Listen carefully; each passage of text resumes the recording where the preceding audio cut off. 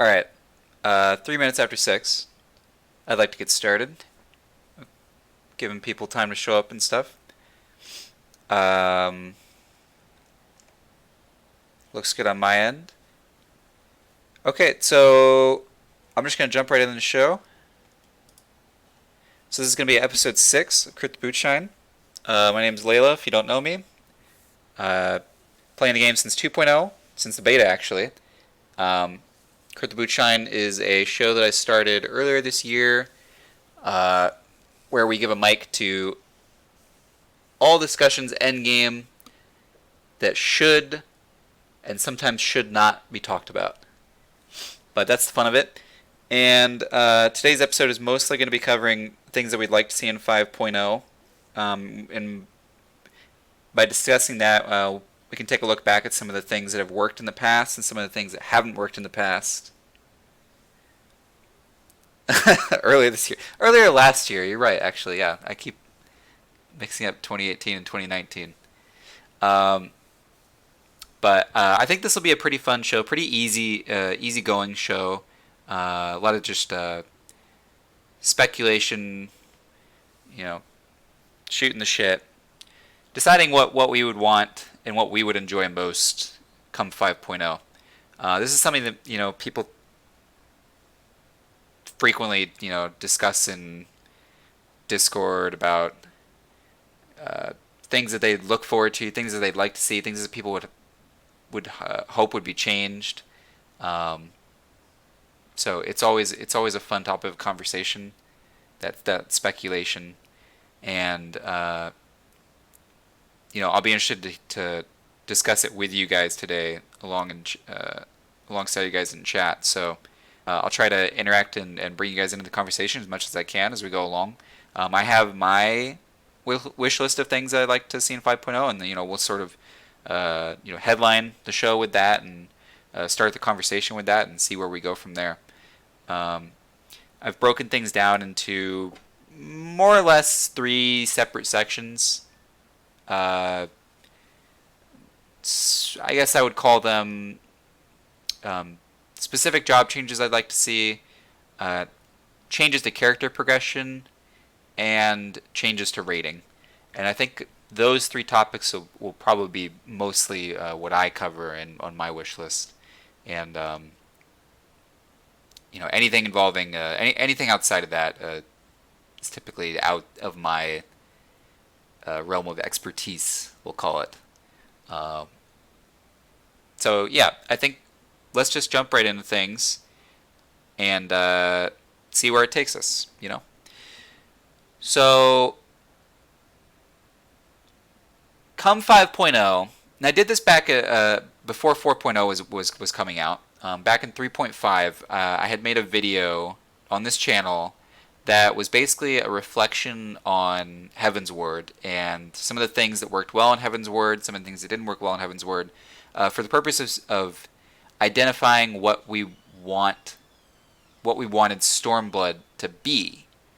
And what we found was there were a lot of things in their old formula, which ended up being their, with the exception of Ultimate, their Stormblood formula also. There were a lot of things that worked well in the old state of the game that were starting to show their age, we'll say. Some things are a bit archaic, and while with the evolution of the player base and the evolution of job kits, there were certain aspects of the game that were not evolving alongside it at the same rate.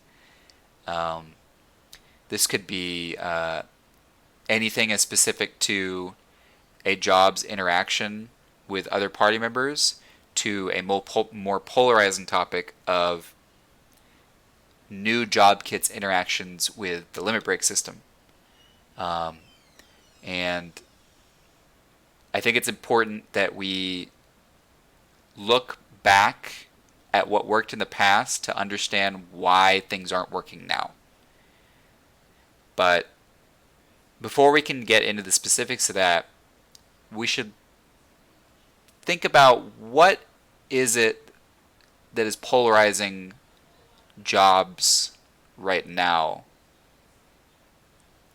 What is it that's potentially going to snowball into a worse situation in 5.0 if not changed? And what are the things that we like about job kits right now in 4.5 that we'd like to see expanded upon in 5.0? I'm going to start with the obvious. This has been beat to death since its first inception in the Realm Reborn series, of things such as disembowels, dragon kicks, the alienating damage type synergies. Have they been healthy for the game? Do they have a place in the game? That's been beat to death and debated for years at this point. My personal opinion on this matter is that while you can always make the argument that at the end of the day, despite any damage synergy in a party, if you're looking to be optimal, you're always just going to take whatever nets you the highest raid DPS, no matter the synergies. If you're strictly looking at it from a DPS standpoint, you're going to be taking whatever nets you the highest raid DPS, and that wasn't always necessarily things that synergize together on paper. That being said,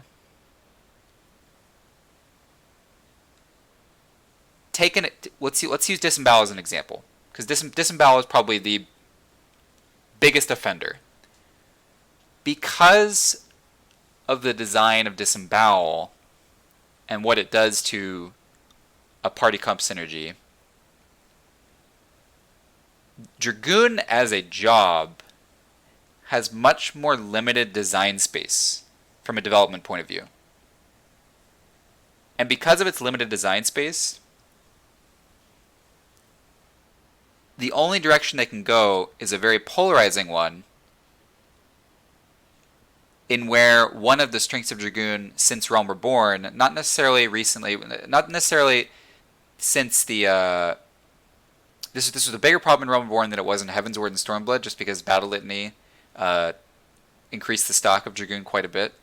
But in Realm Reborn, the design space was limited because of what Disembowel did to bards back then. Machinists were not in Realm Reborn, obviously. But what a Dragoon did to a bard vastly limited its design space in Realm Reborn. With the introduction of Battle Litany in Heavensward, which is one of the most powerful DPS buttons in the game to this day, even,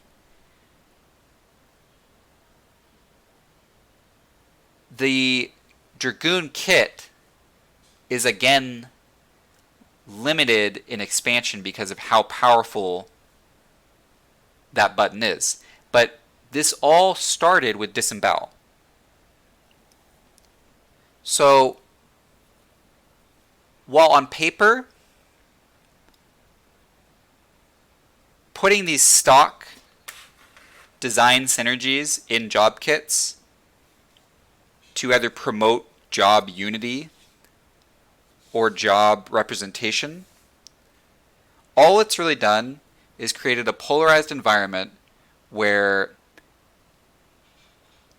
one job will pair with another job, and the job kits of those jobs are unable to be expanded upon and made into more interesting class designs. And to me, while this hasn't been defining as a failure in job design,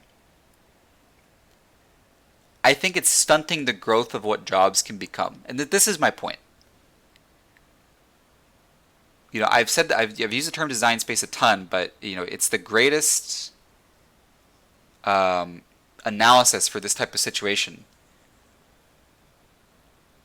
there are so many different things we could do with jobs if we weren't limited to damage type synergies. There are all sorts of cool party interactions that we can add to a job kit if it wasn't polarized in a specific area.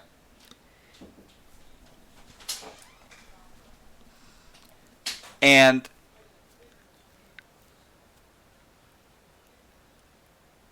let me give you an example with Dragoon. Actually, I think the best example is what they did with Ninja. When Ninja was first released.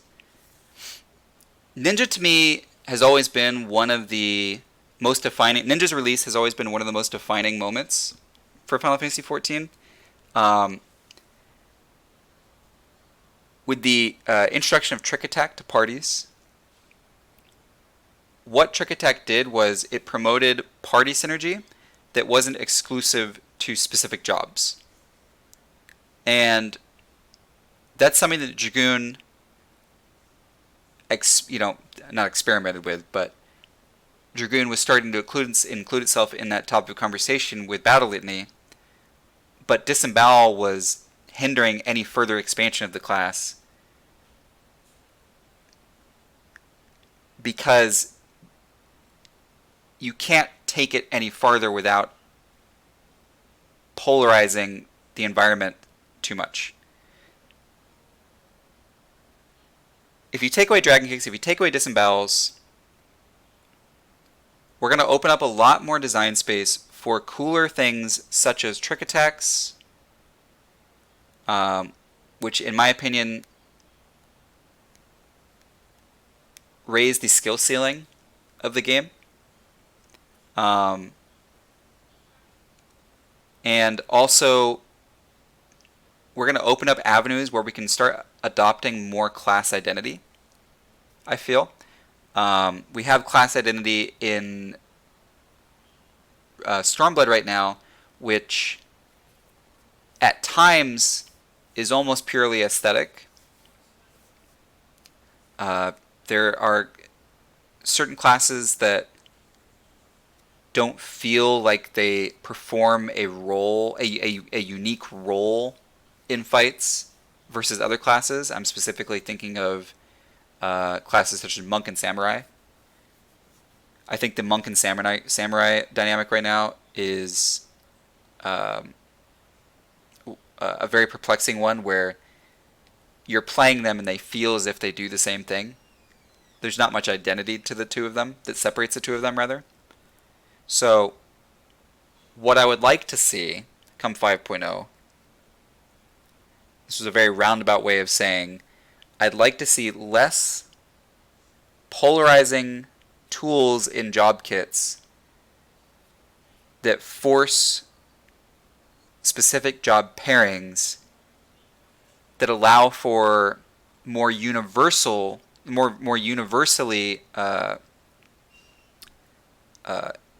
accepted job tools that you can adopt in multiple situations. Disembowel only does, it's something that is part of the Dragoon kit that is only affecting one damage type. And that's just not an interesting one. I think Maims, Shadowfangs, Disembowels, Dragon Kicks, they've all got to go, in my opinion.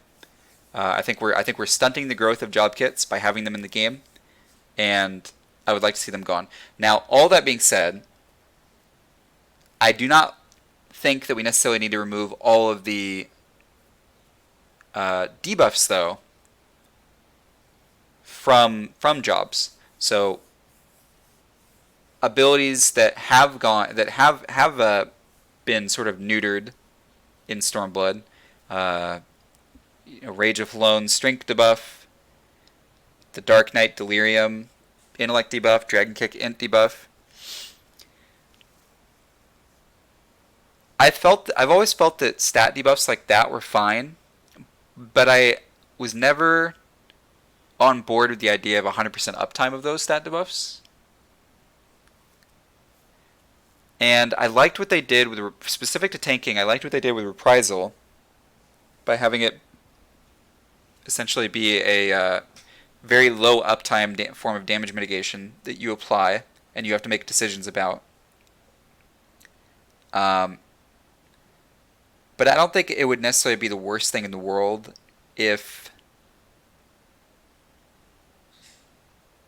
you had reprisal-esque stat debuffs.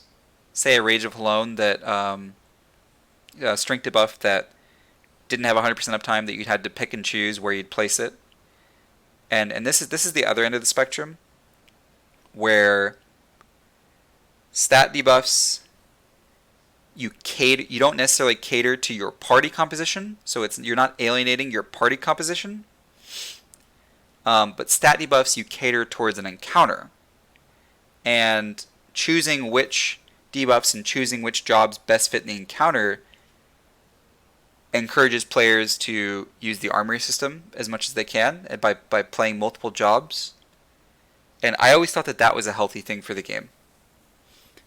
So what I would like to see in terms of jobs is less of a focus on job synergies, job damage type synergies, let me be clear, and more of a focus on active party interaction and active mob interaction via reprisal-esque abilities, things where you have to pick and choose and decide where to utilize these debuffs, where to utilize these party buffs, because I think that's what makes what should drive decision making, and that's what, in my opinion, makes the most interesting interactions. Current or Heaven's Ward Reprisal. I'm speaking about current reprisal. Heaven's Ward Reprisal, with the exception of the parry activation requirement, is more or less the same. You're picking and choosing where you place it, and it's the same kind of thing. I would just like to see more of that come 5.0. A heavier emphasis on that even. Things that I like that they did in Stormblood, actually, we don't have to be entirely glass half empty about this. Things that I like that they did in Stormblood regarding the job kits was some of the tools, and actually World of Warcraft did stuff similar to this. Some of the tools that were unique to, say, healers or classes that had more of an emphasis on a support role in a party, which in Final Fantasy's history has mostly just been the healers. Some of the party defense tools were spread out around classes, which forces the various roles in a party to interact with each other more. And I thought that was a great thing for Stormblood, and that's something that I definitely want to see them continue in 5.0. I'll use the example of Feint, which is basically what they did with the they took a Rage of Lone strength debuff, turned it into Feint, gave it to a melee role, and now you have a melee interaction with your party.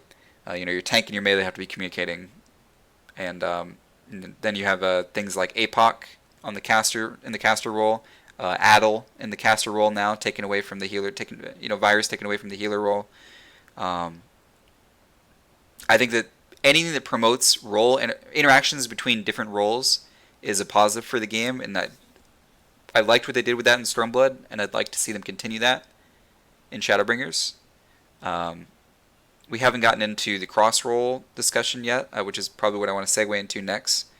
But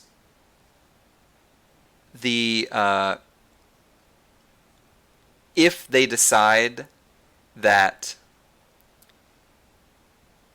the cross-roll system is what they want to keep going forward, I want them to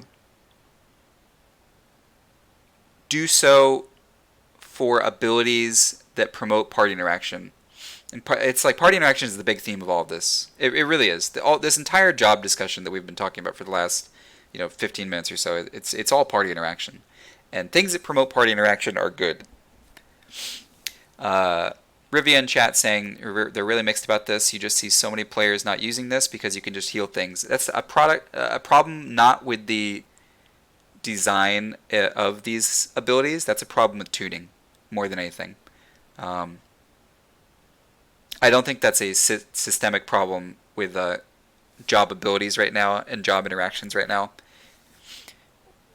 That is a failure on their end in terms of tuning encounters to actually require it. We shouldn't, just because things aren't tuned,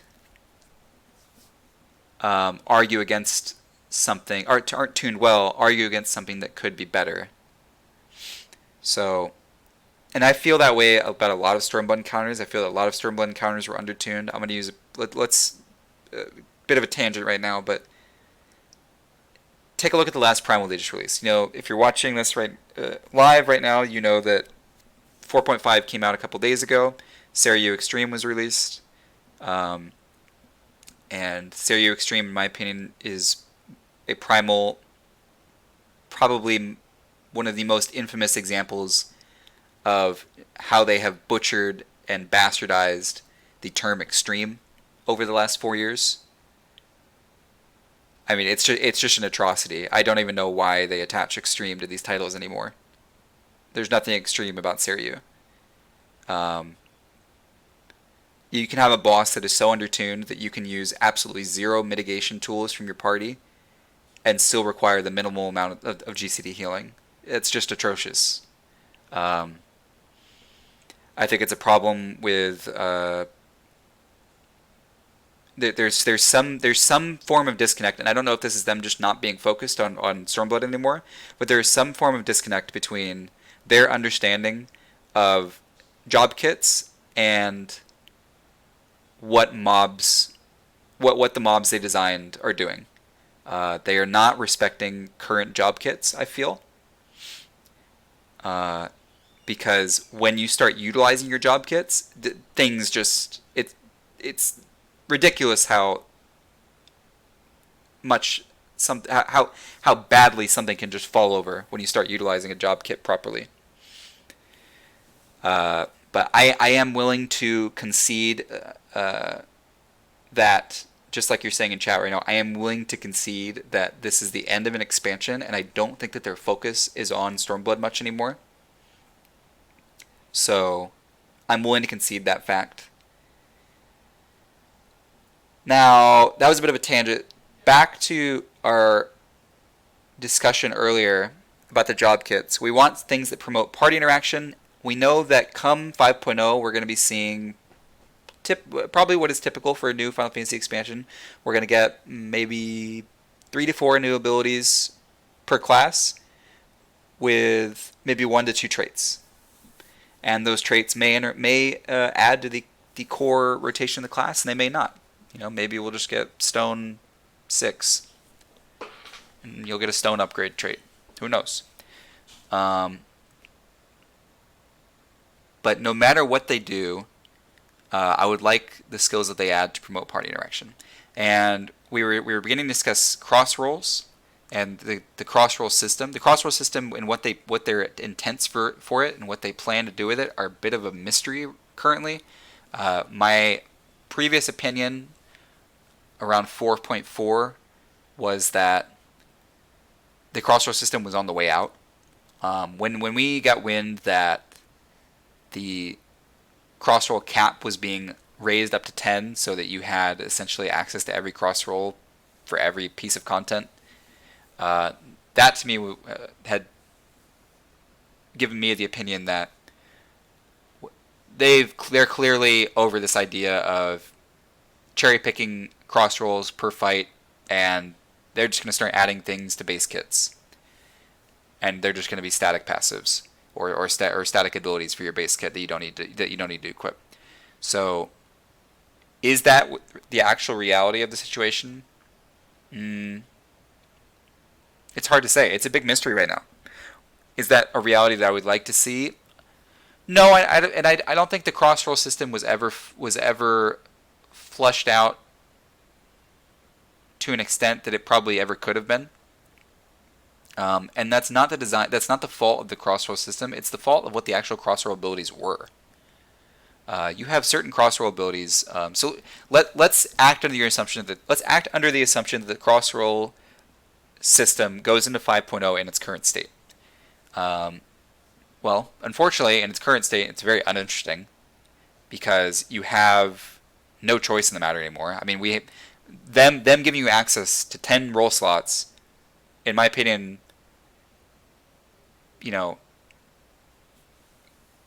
just completely killed the crossroad system in its current state.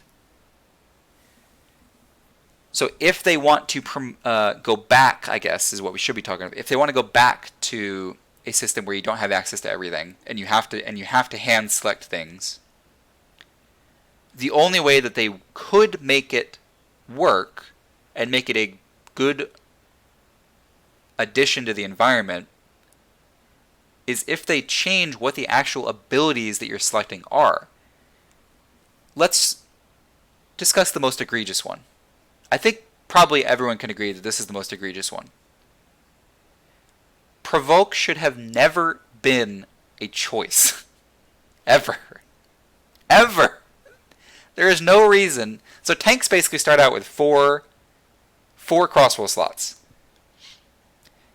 There is absolutely no reason that Provoke should not be a baseline ability for tanks. Now, I will give you an example of what is a very good idea for a crossroll ability for a tank. Anticipation. Anticipation is a parry buff. Off the top of my head, I believe it's 30%. I might be an idiot and be getting that wrong live on twitch.tv, but I think it's 30% off the top of my head.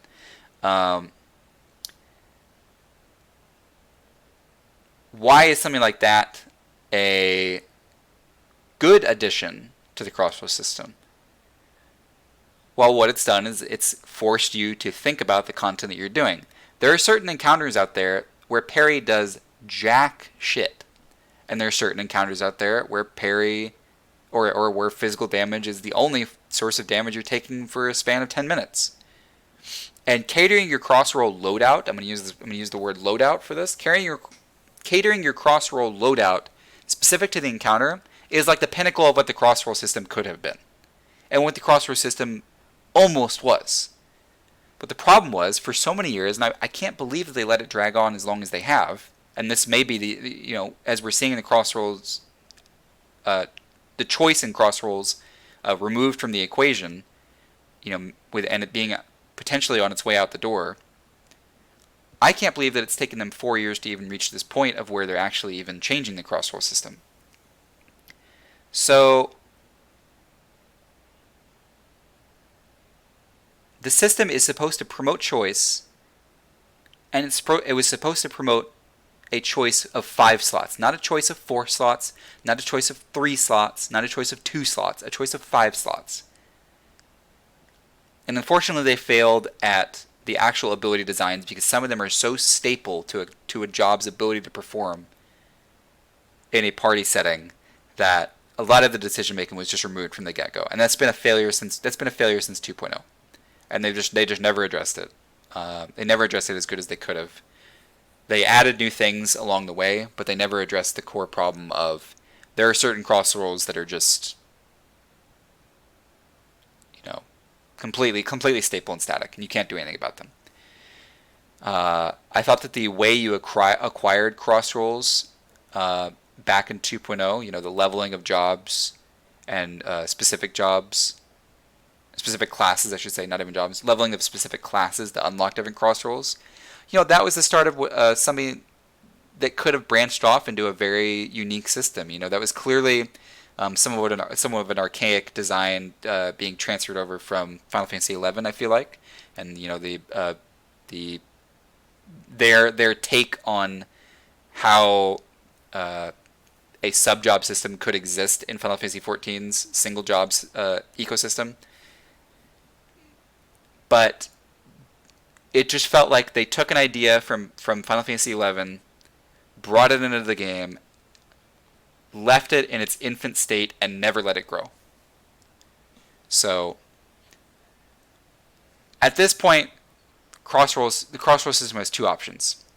It either remains dead in its current state and goes into 5.0, or doesn't even make it into 5.0 and just gets completely axed along in the development process, and all of the abilities that we have on our hotbars right now, the 10 crossrolls we have in our hotbars right now, just get either half of them deleted, and the other half baked into our base job kits, or they get combined and all pushed into our base job kit. So that's one possible future for the crossroll system. The second future is they revamp it entirely, and this is something that I would push for. I would like any form of extra customization that they're willing to give me, but I need it to not be what it was for the last 4 years. And again, I think it should be, I think what the pinnacle of what the crossroll system could have been is a choice of an ability loadout that you can cater per encounter or per party composition. Now, I don't have the best on-hands examples of party composition crossroll synergies. Let me think of like a really simple one off the top of my head. None of them are super great. So they'd have to actually do something that they haven't done yet, and that's make. Okay, well here's an example. Here's an idea, I guess. This isn't anything that exists in the current form of crossrolls, but this is something they could do. For example,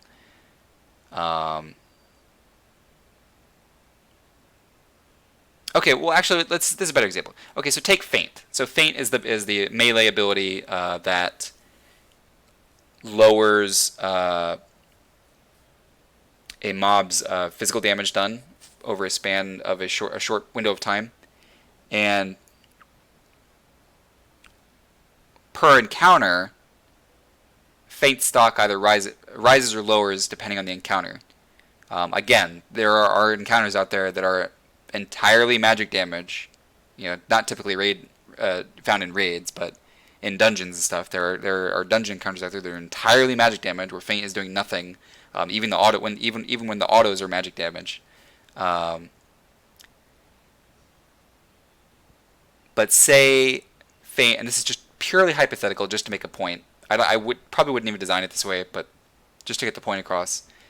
Say that there was a job that had Feint a part of its base kit, and say you didn't need multiple of them. Well, now, because I'm playing with that job in my party, I know that I don't need to take Feint in my crossroll loadout to whatever content we're doing with this party. These are the decisions that could have and should have been happening with the crossroll system that just never reached that point.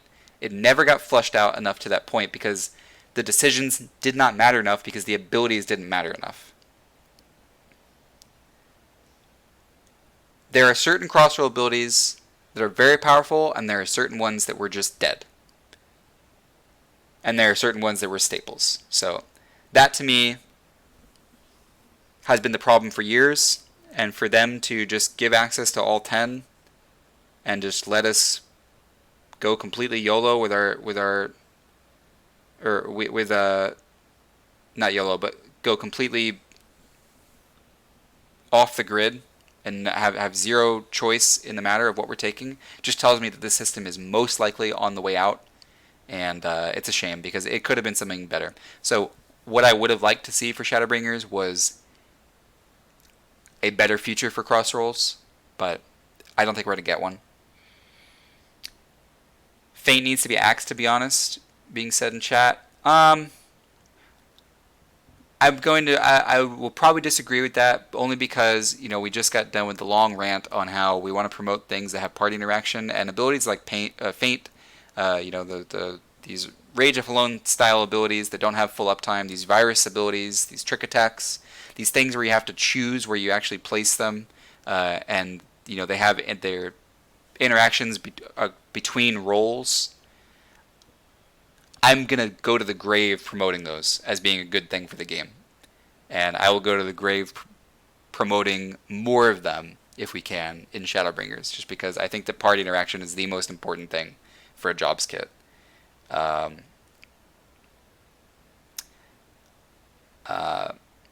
Mantra, again, cross-roll mantra was something that saw a lot of use in Heavensward and Realm Reborn. It's something that could have been potentially even more interesting than it was. I always felt that Mantra, the ability itself, should never have been a party-wide buff, and could have always been a single targeted convalescence that you place on a player. But a bit of a tangent, so I digress. I think the overall theme for what we'd like to see, or what I would like to see, regarding new abilities for jobs and revamping of old abilities come Shadowbringers, is just what we've been beating to death for the last 30 minutes. Party interaction, party interaction, party interaction. And a less of a focus on job synergies and more of a focus on a universal party composition synergy. Excuse me. So that being said, and yes, Nature's Men did become that. I just had always wanted... I was specifically referencing... when Skylar brought up Mantra promotion, that back in when I streamed a lot in Heavensward, I used to beg for them to make Mantra a more interactable ability. And yes, it is basically what Nature's Men became. But I had just always wanted it to be Mantra, and coming from that monk role, just because I thought it made monk a bit more interesting if they had that sort of interaction with the tank. Anyway, I think I want to move away from job kits for a bit. We don't really know what's going to happen with the new jobs.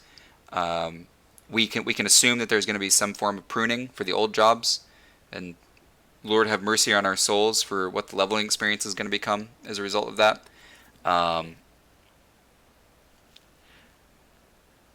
I'd say with regards to the 3 new jobs, or if you want to call them the 2 new jobs, because some people don't even view Blue Mage as a topic of conversation right now, which I think is unfortunate, but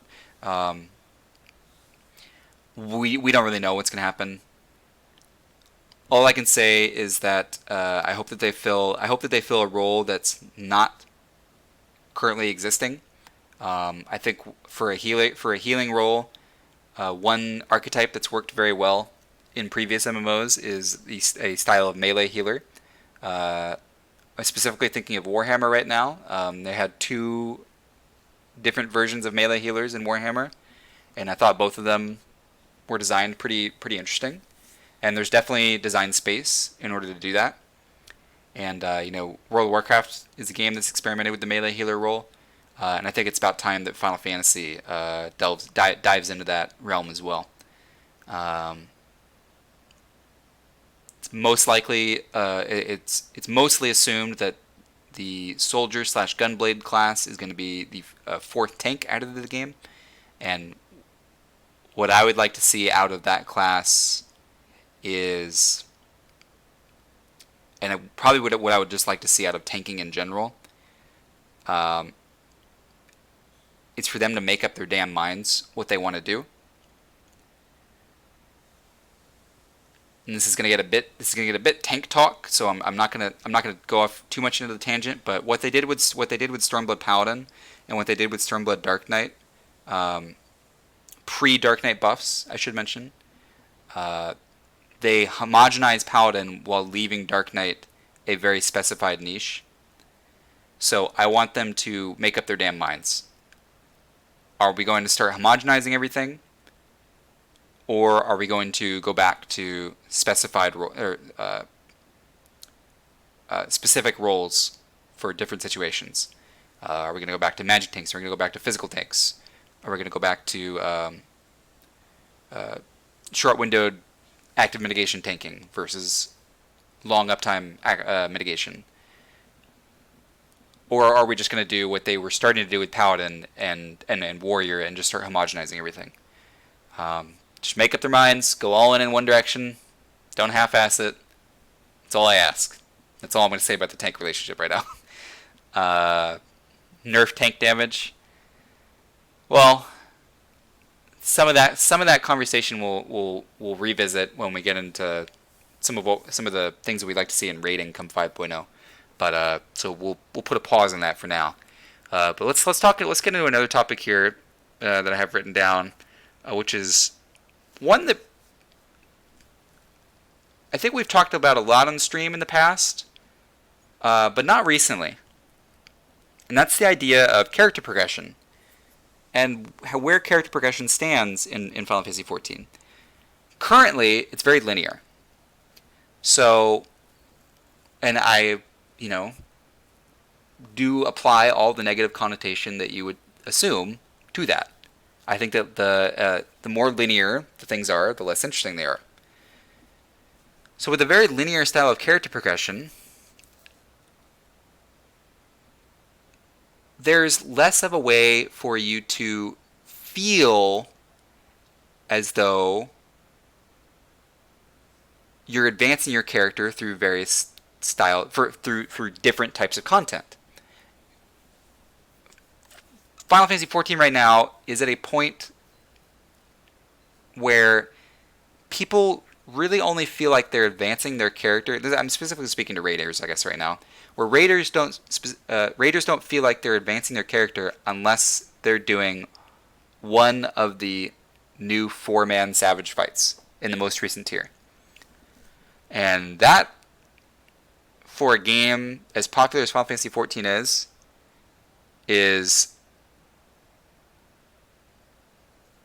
I don't want to be like out of line and say unacceptable, because who am I to say what's acceptable and what's unacceptable? But I would just wish for something much more interesting than that.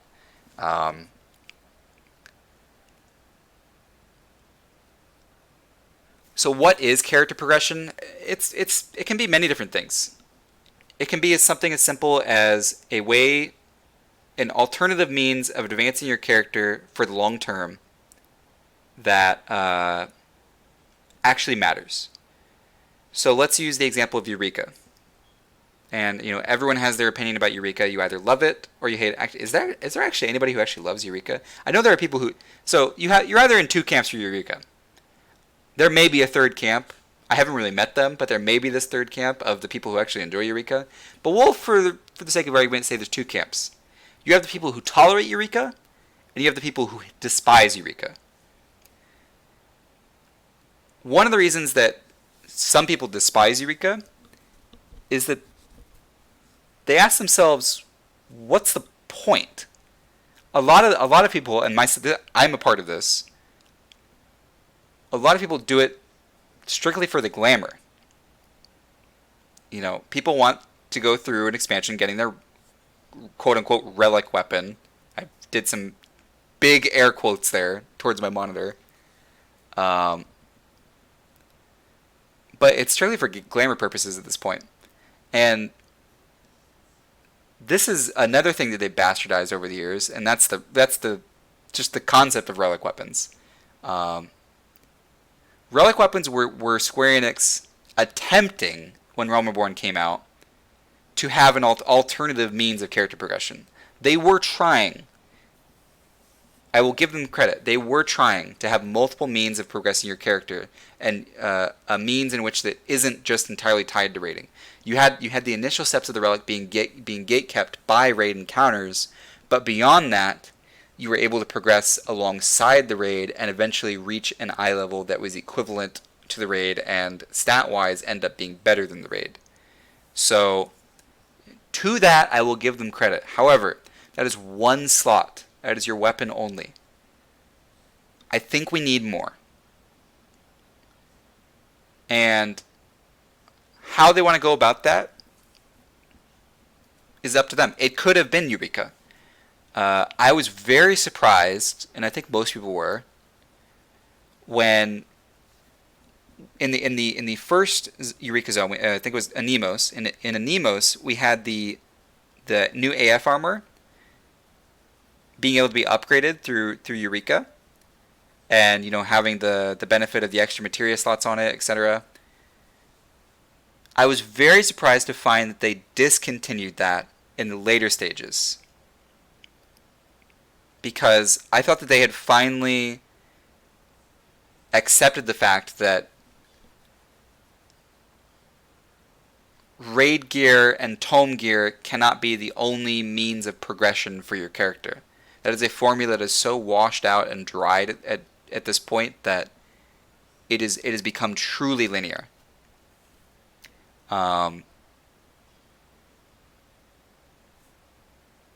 So I was very surprised when I saw that the Eureka armor sets had been removed in the later stages,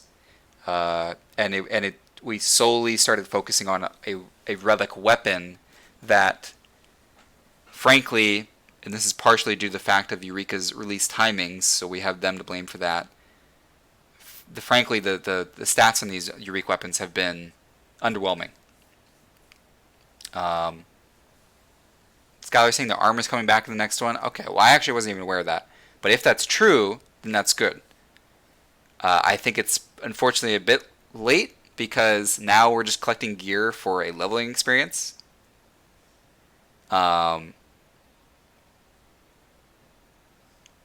So while armor may be a part of the equation now,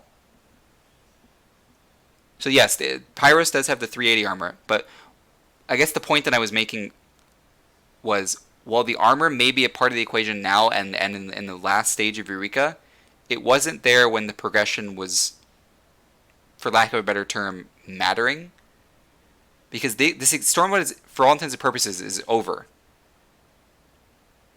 And like being said in chat right now, what's available right now, that 380 stuff, is basically gear that has no impact on your character's final sets of gear, their final end game for that content patch. And so when you do it, you feel like it's almost feel like it's a waste of time. And that to me is the problem. It's that lack of incentive, and one of the lack of incentives just comes from the power level of the rewards that this content's giving. So because the power level is low, we have a very linear style of gear progression and character progression. Because character progression doesn't just have to be gear, by the way. And this is stuff that probably should have happened earlier in the expansion, when content was fresh and being released and you were progressing through new content. Chat's asking, do you actually want how much you farmed Eureka in 4.1 to determine how well your character could prog in 4.2? So I was using Eureka as a sort of a basis just to get the point across. Ideally, the situation has something much more enjoyable than Eureka, and something.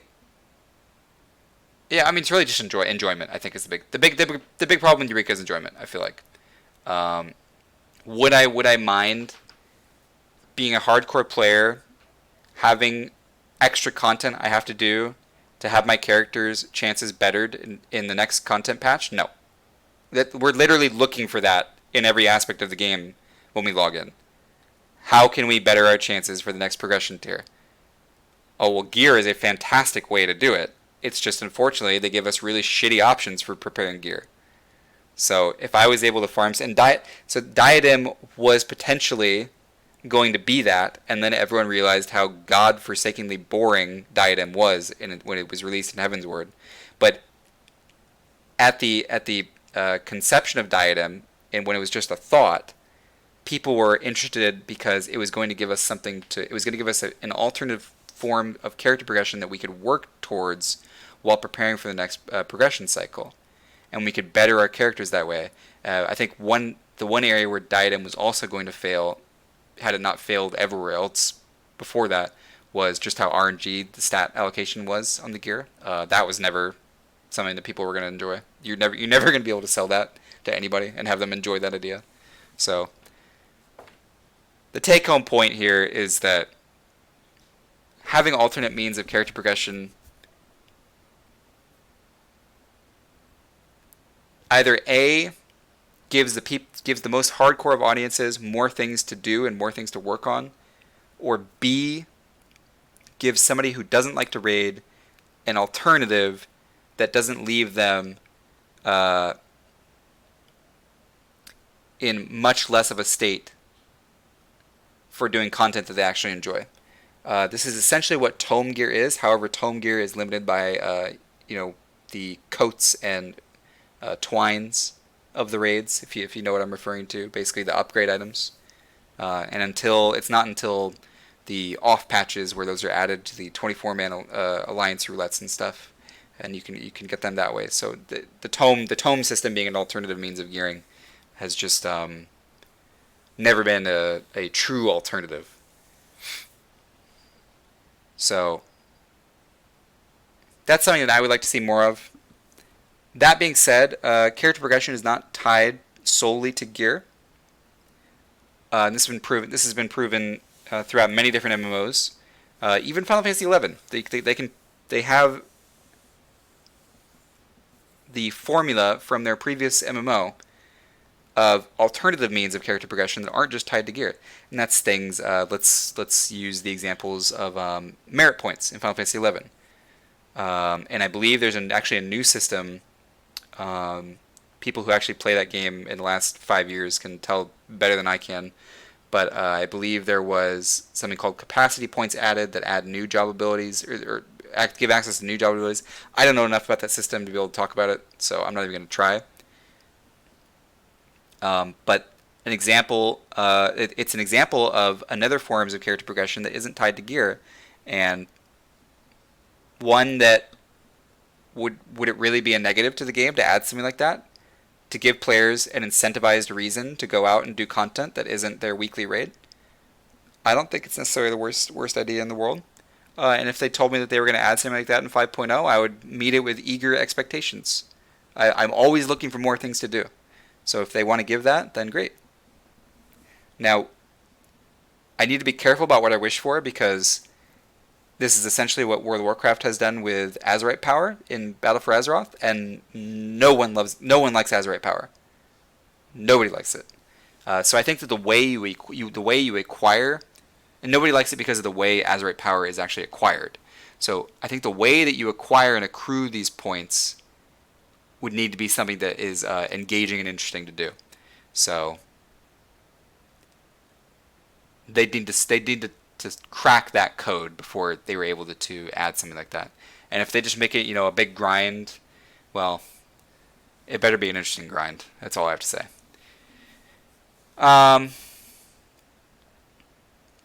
We've talked about gear progression. We've talked about, I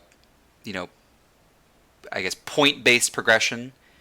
But we haven't actually talked about the other style of non-linear progression, and that's the actual raid progression. And this is a bit of a different topic than character progression, so we'll segue a bit into it. We'll segue now into sort of the raiding discussion of the show. I want to reference something that I've referenced tons of times in the past, and I do so because I think it's the best example of what non-linear raid progression can do to the game, and how it can be a very good and healthy raid environment. And that is patch 3.2 Midas, where the Extreme Primal Sephiroth was released concurrently alongside the Savage Raid, and the gear from said Primal mattered to the point where it affected progression in the Savage Raid. And when this first came out, when they released Sephiroth and Midas Savage concurrently together alongside each other, I thought, wow, they finally get it. they finally understand how to make a good progression patch. Because prior to that, every single progression patch was extremely linear in what you did. You go from floor 1 to floor 2 to floor 3 to floor 4, and that's it. There's no sense of choice in the matter. With the introduction of an extreme primal whose weapon eye level actually matters to a raid's progression being released at the same time, you now have a choice. Do you go straight to the primal before you tackle floor 1 of the raid? Do you do floor 1 of the raid because you know that your gear can handle it and you go to the primal later? Maybe the primal, maybe letting other people solve the primal for you while you work on the raid is a better decision for your progression. Like, we've just added more choices by doing this. Where's the negative? Are we really so scared of giving the player base choices? Are we scared they're going to make the wrong choice and have a less than enjoyable time in their game experience? Are we really so frightened that somebody's going to choose to not farm Sephiroth Extreme before they go into A5, not make the Faust check, the door boss check because their DPS was too low, because they didn't go farm those Sephiroth weapons, not make the check? Are we really so afraid of making them feel defeated instead of making them feel defeated and, oh, I either A, need to up my game, or B, I should have went to Sephiroth? Are we so afraid of making them feel bad for deciding to have a realization that maybe they made the wrong choice? Because from my point of view, it sure seems like it. It sure seems like they're afraid of giving players choice. Because they're afraid of players disappointing themselves. That's the only thing I can conclude. Either that, the playing devil's advocate here, the only other option or the only other reasoning that they could be separating content releases the way they are is so that they can milk their patches more. That's the only thing I can think of. You know, in that sense that they wouldn't have enough content to actually release things concurrent with each other. They don't have enough stuff designed to do that. Isn't it about to avoid player base using said weapon as reason to exclude players from raids? I mean, that could be a byproduct. However,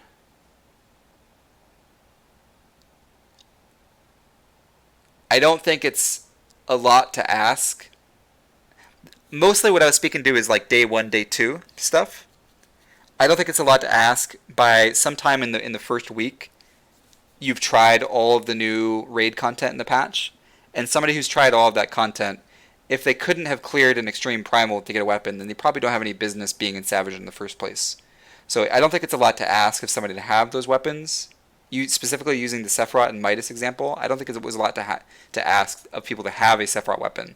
It was more so giving the players who don't need the weapons a choice of getting weapons to make certain things easier, or of skipping weapons because you know you can do it without the weapons. It's giving that player base more of a choice than it's giving the player base who needs the weapons more, just because, you know, they're either A, newer to the game and less experienced, or B, just not as talented, for, you know, sorry to be blunt.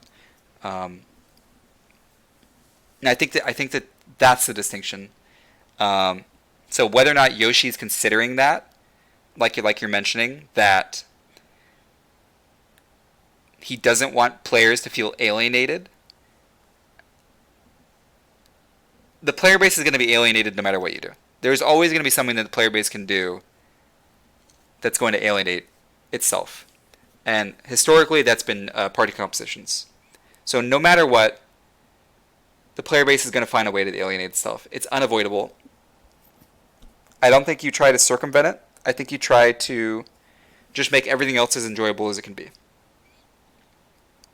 They should make Stone Sky C a requirement to queue for a fight. That was a suggestion that was brought up when Stone Sky C first came out. Excuse me. I don't think it's necessary. I don't think it's a necessary change. and I don't think I'd necessarily co-sign that idea, just because you shouldn't restrict somebody from exercising their talents on a fight and allowing for the group to cover up their weaknesses.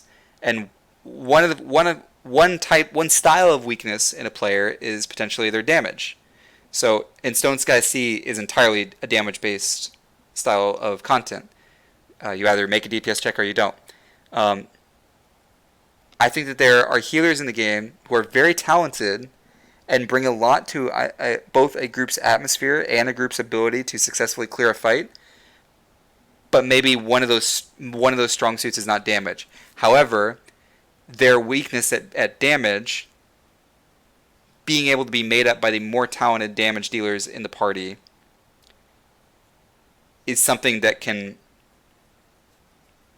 bring people together. It's something that can create multiple different styles and dynamics in various parties. That you can have parties that have very good melee DPS, subpar healer DPS, but maybe their healers are excellent crisis managers, and maybe they're very defensively minded, so they afford their melee DPS to get away with more risky play. That's a party style that is completely valid and viable historically, and I think at the highest of levels it's not, but for clearing content, that's a style of party makeup and party dynamic that works fine. And then you can have the healers who are balls to the wall, as few GCD heals as possible, as much DPS potency as possible, who maybe force their tanks to play a bit more defensive. And, that's maybe the healer that would crush that Stone Sky Sea check. But maybe that Stone Sky Sea check is only able to be crushed by that healer. Okay, well now you're forcing that sort of party dynamic on the raid environment by only allowing that style of healer into the content. So I don't think that's necessarily a good thing that I would excuse me, I'm getting tongue-tied, that I would co-sign. Again, things operate very, very differently at the highest of levels amongst groups. I'm mostly just talking about the broader player base, which consists of many, many, many different styles of party dynamic. Not just the one style of party dynamic, which is basically everyone should be dealing as much damage as possible at all times.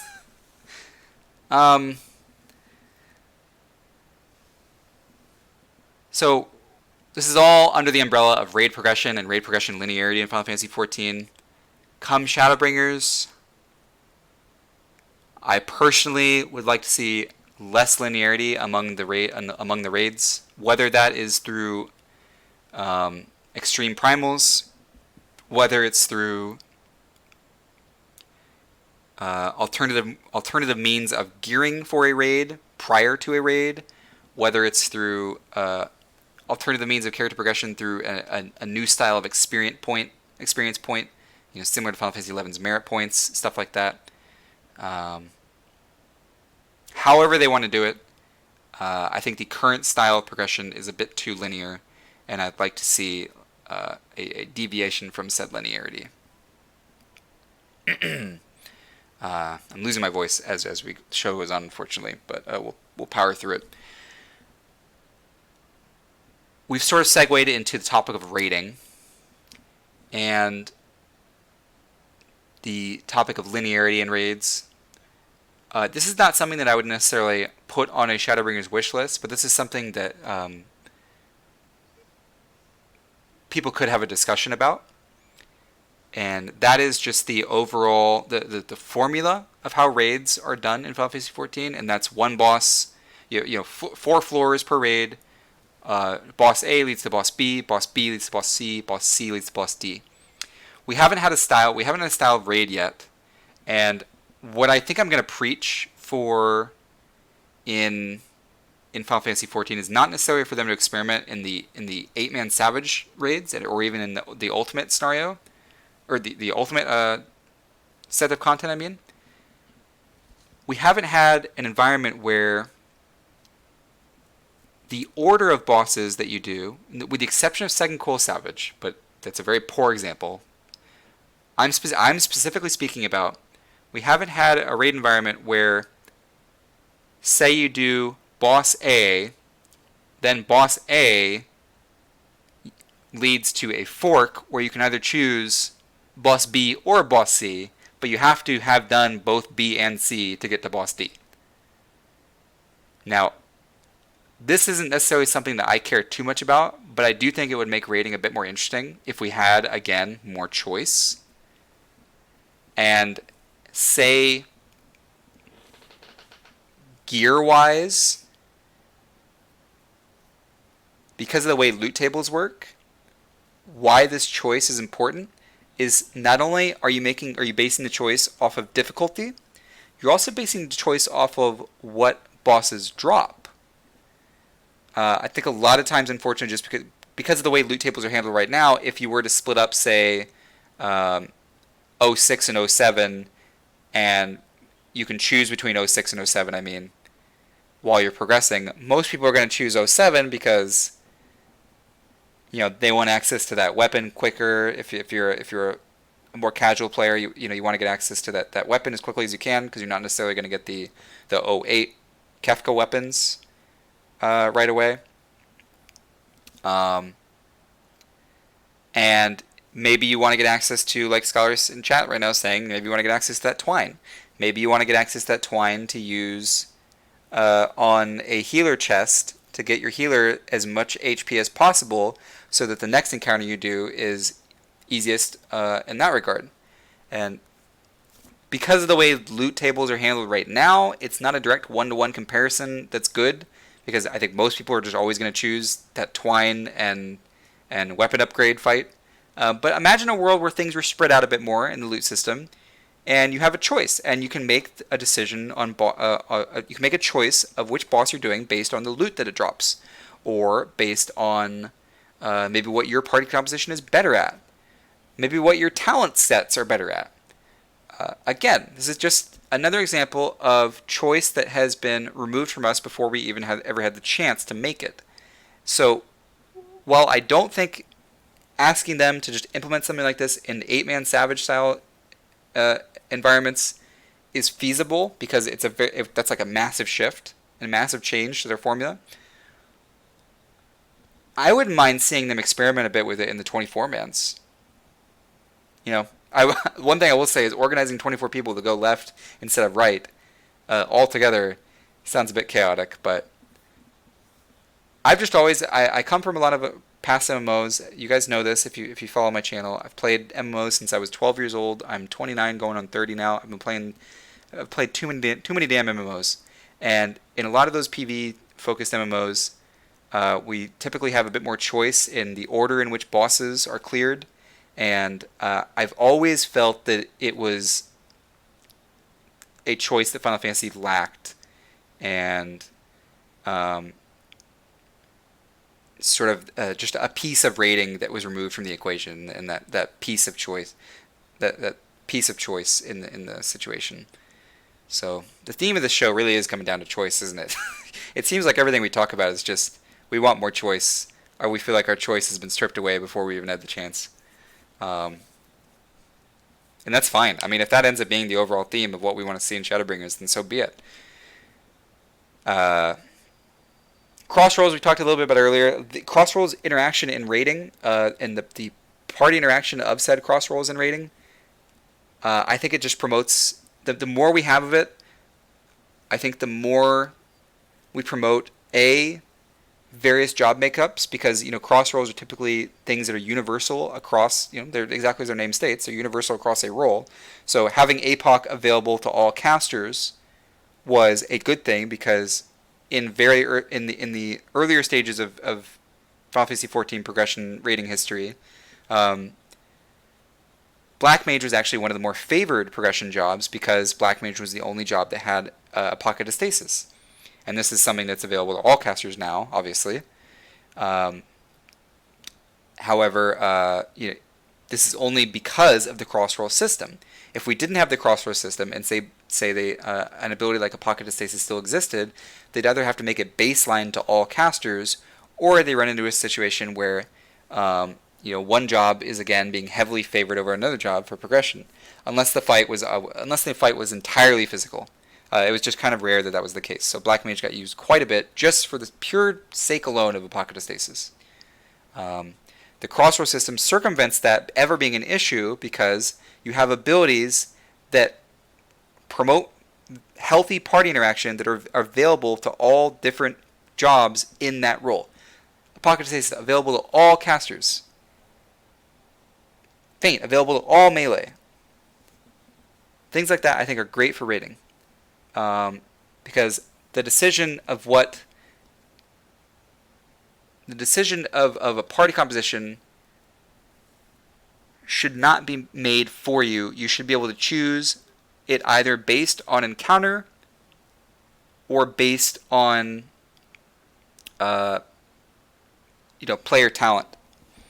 If somebody's a much better monk than they are dragoon, there should be a means in which a monk can compete with a dragoon for that encounter. And one of the ways they can do that is through the crossroad system. That goes a bit, I think, it promotes a bit of a counter argument for one thing that I've preached over the years of you should be flexible in being able to multi-job and play various jobs so that you can bring the best jobs for an encounter. And while I still do stand by that philosophy is bred from the fact that we do not live in a world where the crossroad system was ever utilized properly.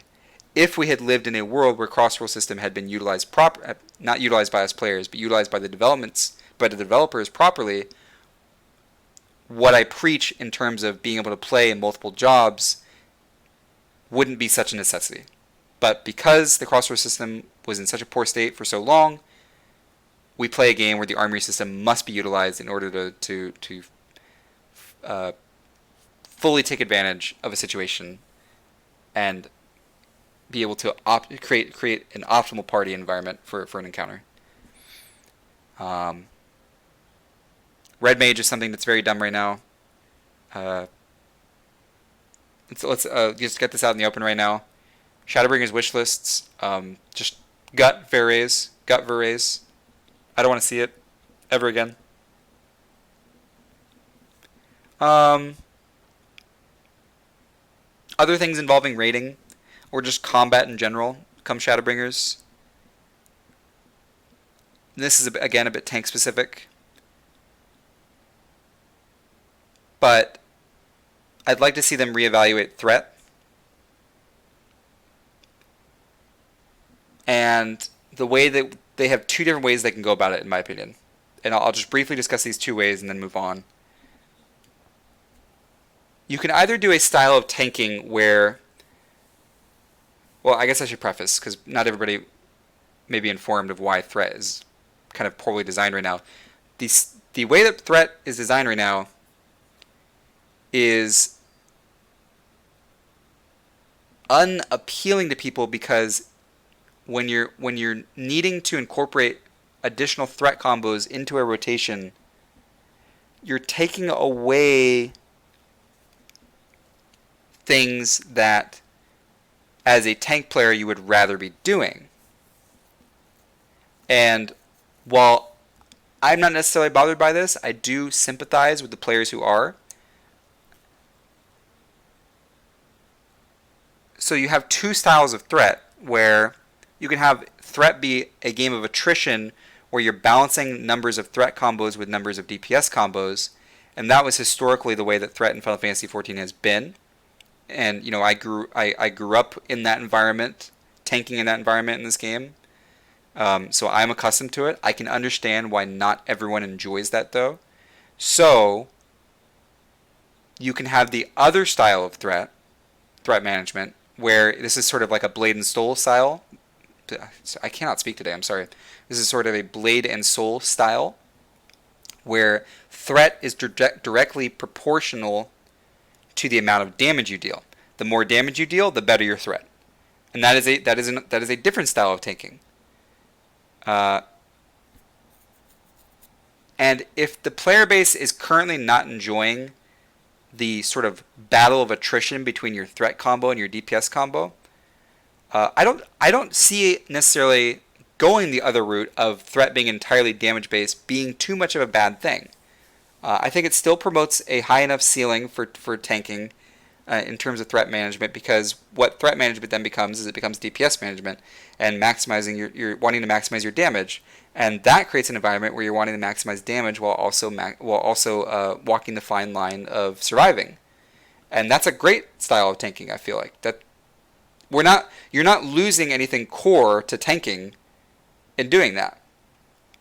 I think the only time you run into issues when you're talking about the concept of threat is when what you're proposing happens to threat takes away a core aspect of what a tank is supposed to do.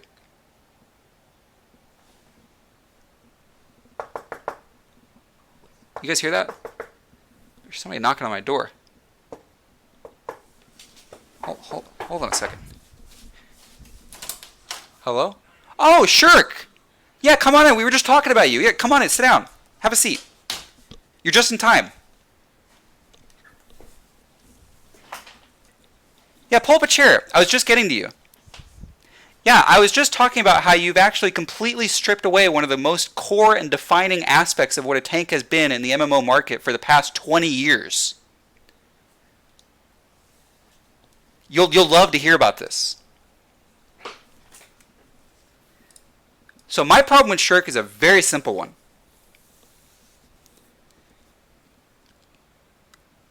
What Shirk has done to the threat management style in Final Fantasy XIV is it's actually just deleted it. Because you no longer are making the decision that we just talked about. You're no longer making the decision of, I need to balance my damage with my threat management because I now have a button that mindlessly does it for me. It has completely destroyed the concept of threat management in Stormblood.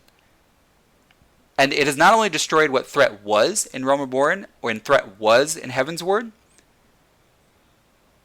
but it's also destroyed what threat could be in Shadowbringers. Because if it exists in its current state, there's no other way for threat to go. There's literally no design space for threat management so long as Shirk exists. Because right now, Shirk is your end-all source of threat management. As a tank. That is it. I signed on this broadcast to say remove Tenchi Jin. You're just in time, Fold. We've reached the bitch segment of our podcast. Pull up a chair, dude. So, in my opinion, what Shirk has done to the threat environment of the game is in summation, it's limited the design space of what they can actually do with threat to make threat interesting again. And whether or not you want to make threat be the masochistic style of battle of attrition between your threat combo and your DPS combo, which is while maybe not appealing to newer players, it is something that separates good tanking from bad tanking. So I was always fine with it. Anything that promotes a good play versus bad play, or you're able to separate yourself and have better output. Any system like that, I was fine with. So the attrition style of threat management, I was completely on board with. And if they want to go the route of DPS, optimizing your DPS being integral to your threat management, and having that be the end all for your threat management, I have no problem with that either, because while you're optimizing your damage, you're also needing to do so in a way that doesn't get you killed. So that is a perfectly fine dynamic for tanking in the game as well. You just can't have everything. And Shirk is something that gives you actually everything. You don't need to care about your damage all the time. And so you can play super greedy in terms of defenses. And you don't typically need to care about your threat combos, typically, outside of your opener maybe, because of what you can do with multiple Shirks. So you've lost now both ends of the spectrum, and you can brainlessly manage your threat. So, end the rant. Shirk, get out. You're not welcome here anymore.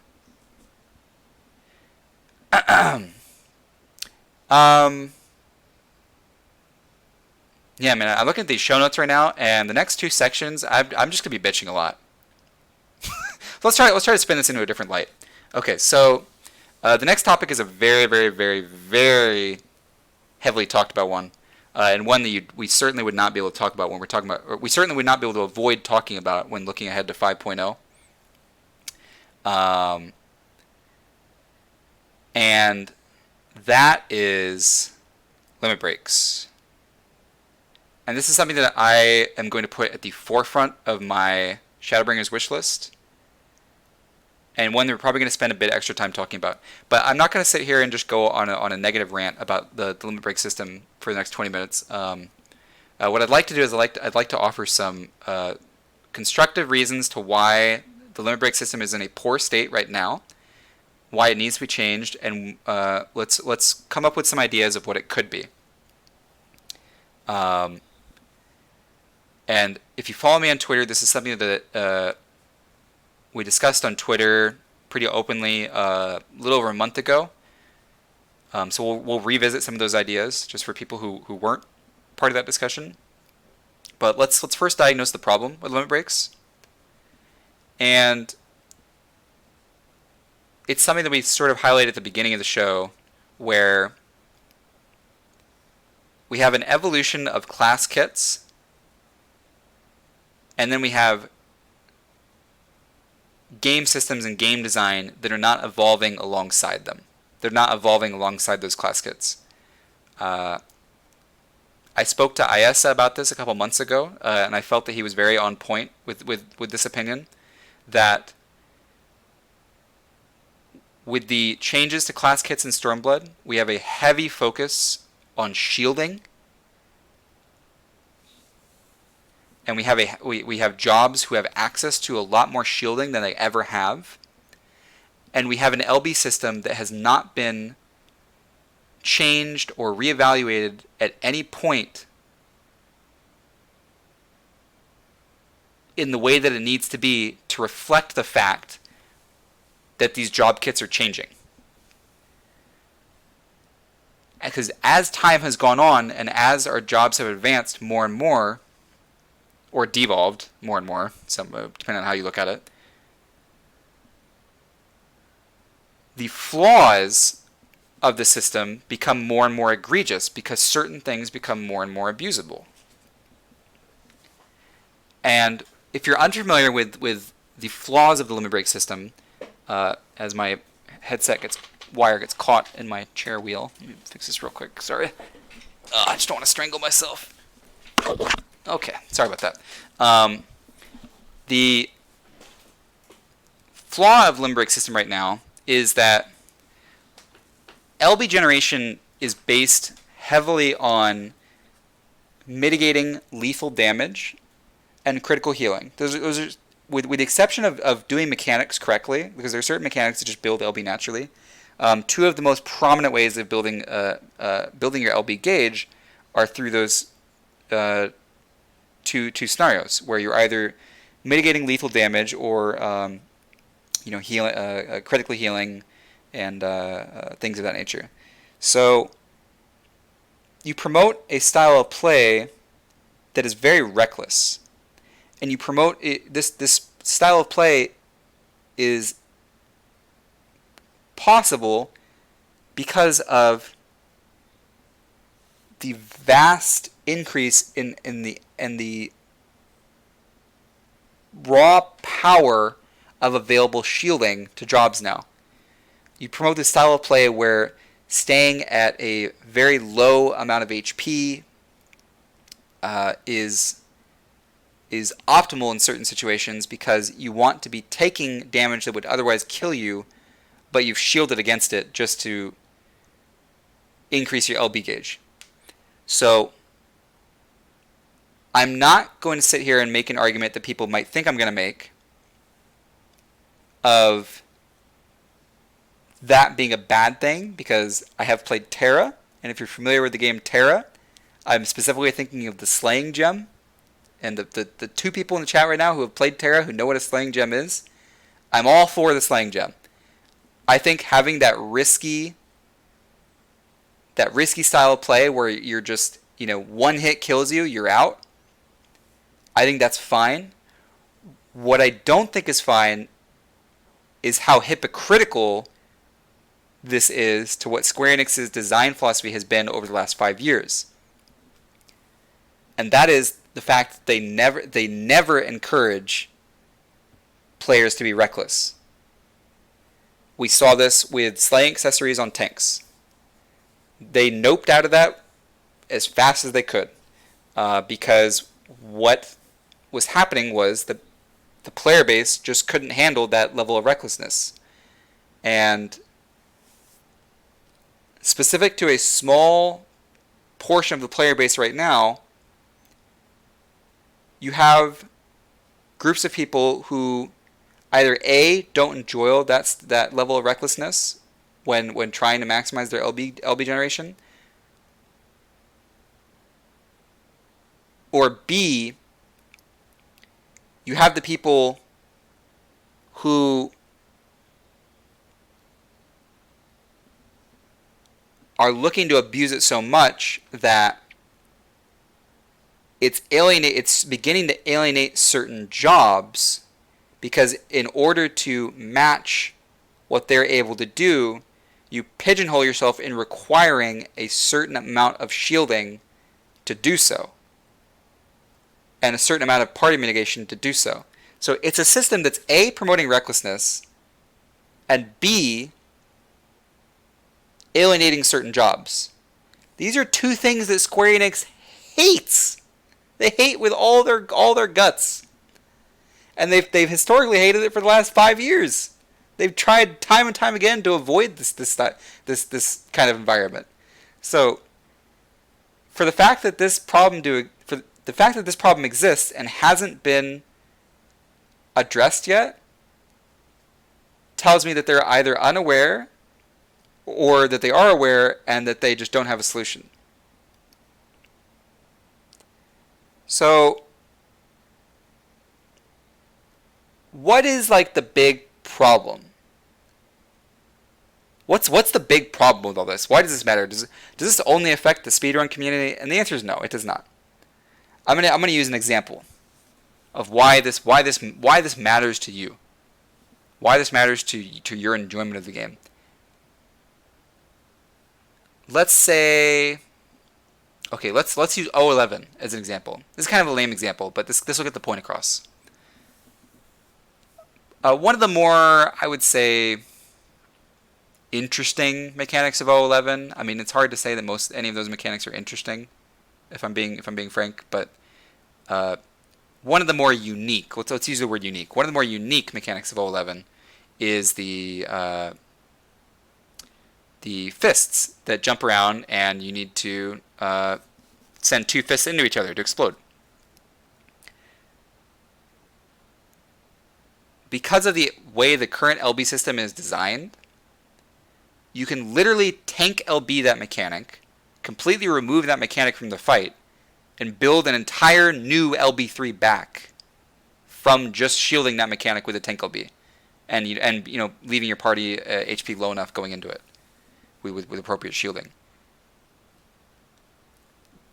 The fact that you can just use limit breaks to delete mechanics from encounters, I think, is a flaw.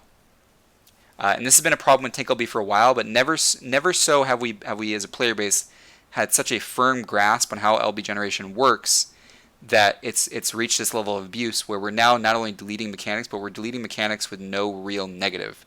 The other biggest offender of Tank LB historically had been Brute Justice, Tank LB being the intermission in Savage Brute Justice. However, the one thing that Brute Justice had going for it, and the one thing that the player base, because of where the player base was at back then in terms of understanding and knowledge of how LB generation worked, Tank LBing and deleting the mechanics from the intermission came with a cost. They came with the cost of we've sacrificed a potential DPS LB. So now our enrage is that much harder to make. Okay, we're now in an environment where people understand how to abuse LB generation so much that we can remove mechanics through things like tank LBs and healer LBs and have it matter none whatsoever, because we can just instantly build back another melee LB if need be. So I think we've reached a point where the system is no longer working well, and it's certainly not what its intent was when it was first designed, and something needs to be reevaluated. It's not good for the hardcore player base, and it's less than interesting for the non-hardcore player base, because I feel like any environment where you're just removing mechanics from a fight, that's got to be less interesting. If you're somebody who enjoys tank being mechanics because it gets you from point A to point B, I struggle to relate to you. I don't know what you're rating for at that point. To me, you should be doing it for the thrill of the challenge, and it shouldn't just be a carrot on a stick of reaching point B from point A, and doing so in whatever manner you can. And yeah, I guess that's what I'll say about that. The LB system needs to be changed. How they go about changing it, there's a couple different ways. My personal, I'm not going to get into the reason why, because I'll be here for another hour if I need to, but I'll give you my personal proposed idea, and if you want to know more about this idea, just tweet at me on Twitter. I've tweeted about it before on Twitter. I have a lot of my thoughts and reasonings about it on there already. I'd like to take some ideas from WoW a bit here.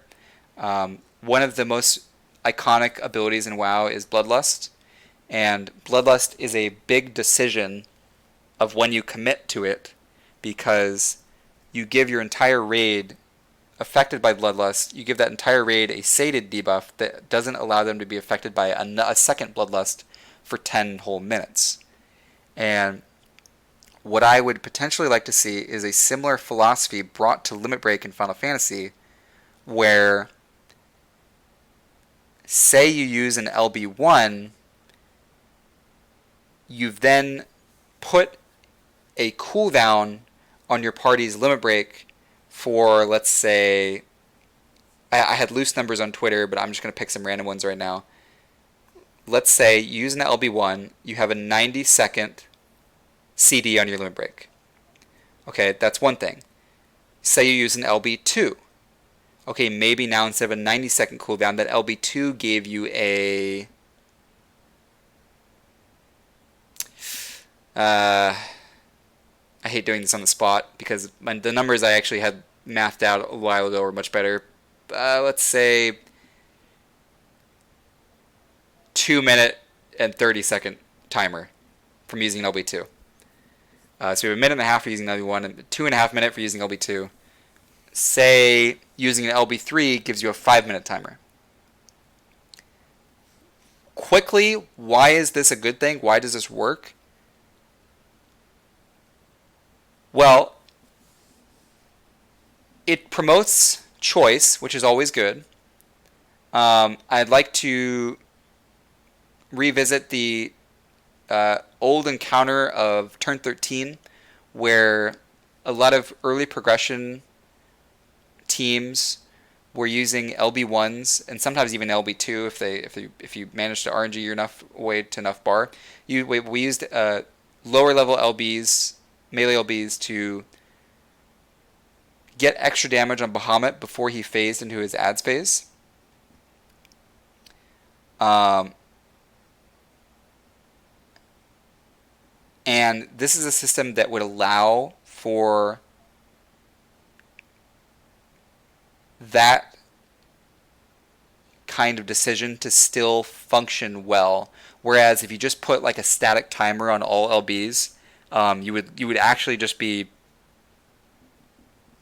very much removing, or at least putting a very large negative penalty on that type of decision, where you're using something that isn't an LB3, you're using something that isn't an LB2 or an LB3. If like, it would just actually delete LB1s from existence.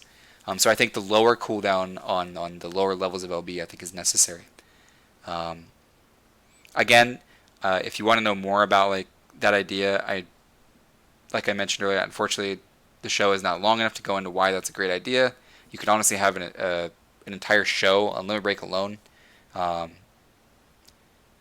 I had a long discussion on Twitter about it. If you want to tweet at me on Twitter, I can dig up the tweets and we can talk about it. I think it's a really cool proposal that I think would work well for all parties. I think it would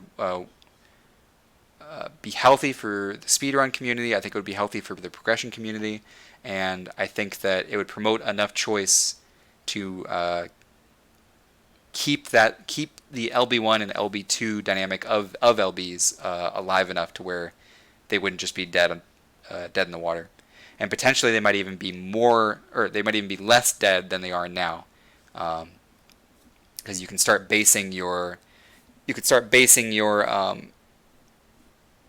LB usage and LB decisions off of kill time, and there's just some cool stuff you can do there. Anyway, I digress a little bit. I wanna move on to other topics because we'll be here all night otherwise.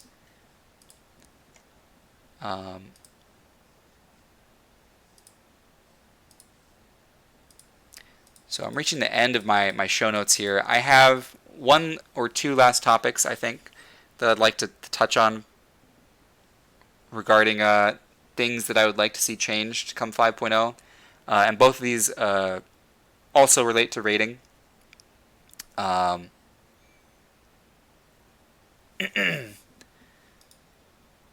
this is something I think I'll talk about. I'll talk about this one first. Sorry, I'm changing the order of how I do things. We talked about Seiryu at the beginning of the show, and how Seiryu was a big letdown in terms of being a primal. We didn't really discuss specifically why it was a big letdown, but the basic summary of it is it's another example of a fight where mechanics can be done completely incorrectly, and it matters very little because messing up those mechanics isn't punishing enough to warrant a need to do the mechanic correctly. And this has been a theme, I think, prominent throughout most of Stormblood. It is not, to their credit, for the most part, this is not the case in their ultimates. This is strictly an extreme primal and savage based rant. There's very little punishment, and this isn't even exclusive to Stormblood. This goes back to Sophia in Heavensward. I'm going to use Sophia versus Sephiroth as an example. If you get knocked off in Sephiroth, as I recall, am I going to get this wrong actually? As I recall, if you get knocked off in Sephiroth, you couldn't get raised. I believe that's true.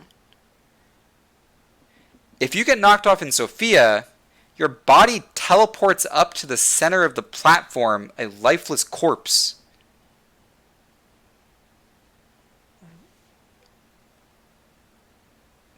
I think this was like the beginning of the end.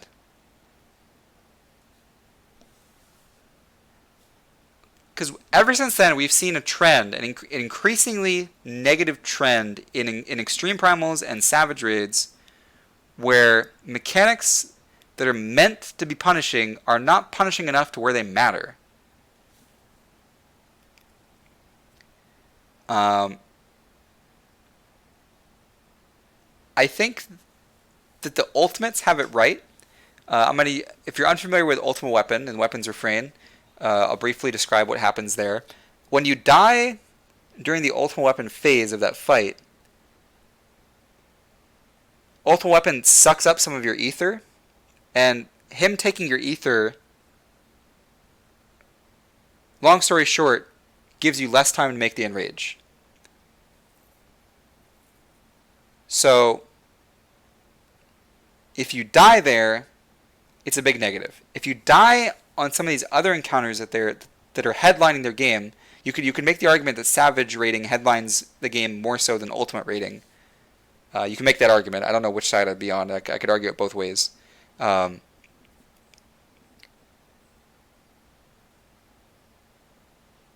that style of content to not have a punishment factor as simple as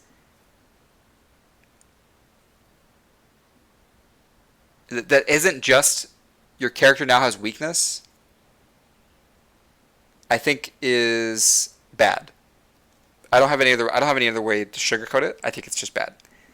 Specifically because some cases weakness isn't even part of the discussion because of what they did to healer LB. Another thing. But this is just something that they need, I think, to get a grip on design-wise going forward. Seiryu, you have left-right slams from the big guy behind the boss. I forget. I don't even actually know what it is, but it's a big guy and he slams left and right.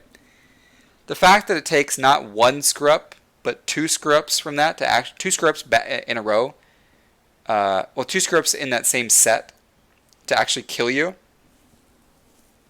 is crazy. The fact that you can do the mechanic entirely wrong, only to get a vuln, is crazy to me. In my opinion, what that knockback, what that slam should do is, if you do get hit by it, yes, it gives you the vuln. I have no problem with giving you the vuln, but at least have it also knock you back into the water and stun you, so that there's at least incentive to not be standing there doing the mechanic wrong. Right now, there's very little incentive to actually move for one of the slams. Just take the vuln. Who cares? There's very little incentive. Hell, you're lower HP now. You can build LB easier. So I just think it's far, far too little punishment in their recent style of raid encounters that are not ultimates. And I think come Shadowbringers, I'd like to see a revisit of more punishing mechanics. I'd like to see more things along the lines of brute justice, where if you die to certain mechanics, you give the boss a damage buff. That damage buffs can sometimes be insurmountable. Specifically, it definitely was insurmountable in Prague. Yeah,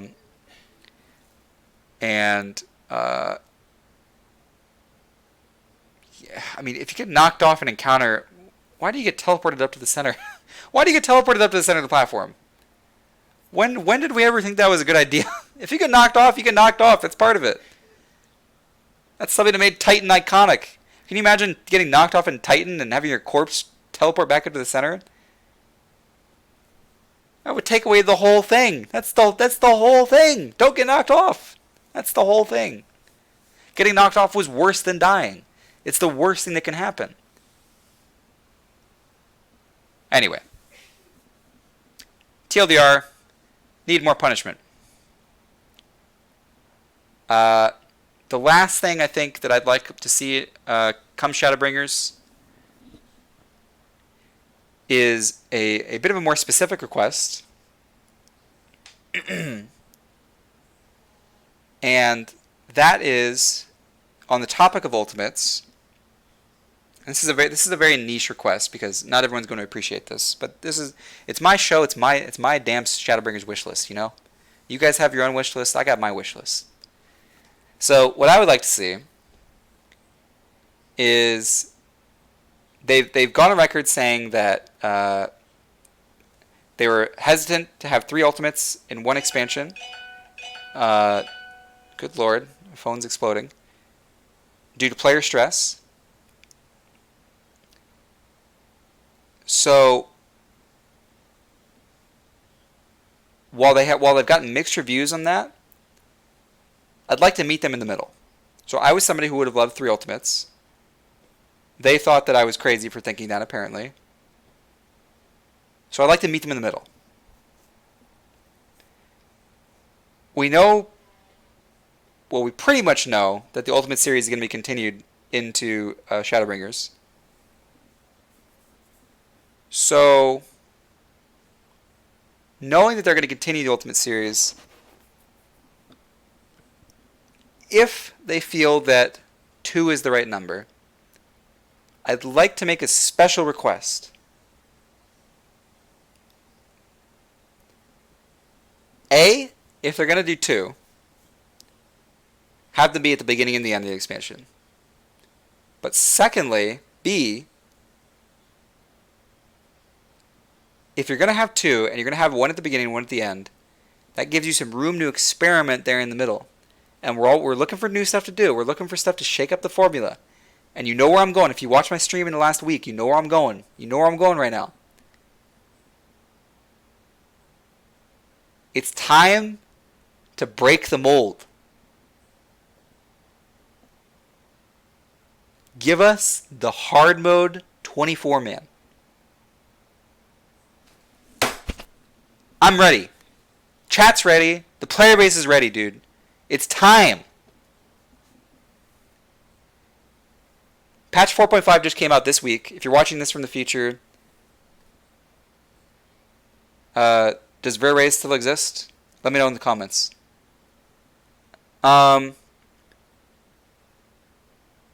We just did the Ivalice series of 24-mans. And I think people really enjoyed it. Everyone I've talked to has really enjoyed it. It's been one of their favorite series of 24-mans. I think the raid encounters are getting very interesting in these 24-mans, and I think the raid atmosphere is really interesting. I think people are really starting to appreciate what it's like to actually feel like they're in a raid. And, you know, as a quick side note, this is something I'd like Shadowbringers to revisit, is that feeling of raid atmosphere. Omega had none of it. Let's get it back. Let's have that feeling of actually being in a raid environment back. Having the actual atmosphere of a raid around you, not just zone in front of a boss. But that's something that 24-mans have right now, and it's something that people appreciate. These 24-mans are designed like really well. A lot of resources goes into this because a lot of people see them. A lot of people do this content. Like, traveling through these raids is a very enjoyable experience. The atmosphere, the environment, everything about it. The models, everything about it is just interesting. I think it's time, based on the positive feedback of the Ivalice series, to use that middle patch of Shadowbringers to try a hard mode encounter. It doesn't have to be a whole raid, but have a hard mode encounter of one of the older 24-man encounters, maybe even the one released in this most recent patch. Make a hard mode encounter for it and test run it.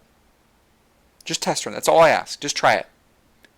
Put some incentive on there. It's a middle of a patch. It's not a premier prog patch. So put some good eye level gear on there. Make it match whatever the raid's eye level is for that tier. You know, we'll have been like what, 8 weeks into the raid. That more than that. 15 weeks into the raid at that point. I think that's right. It's like 15 to 16 weeks between patches, something like that. We'll be way deep into the raid at that point. Like, not everybody, but most people are gonna have all their gear. So add really good gear to that hard mode 24-man.